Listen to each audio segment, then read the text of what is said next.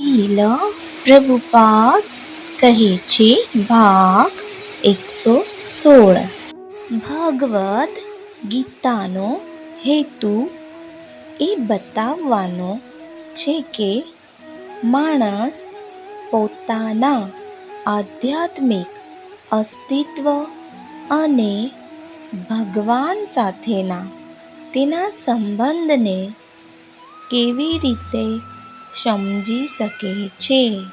અજ્ઞાન શ્રીમદ્ ભગવદ્ ગીતા યથારૂપ અધ્યાય 11 શ્લોક 55ના અર્થમાંથી લેવામાં આવ્યું છે. श्री वृंदावन के इस पावन धाम से आपका सर्वदेव दास. Hare Krishna, Krishna Krishna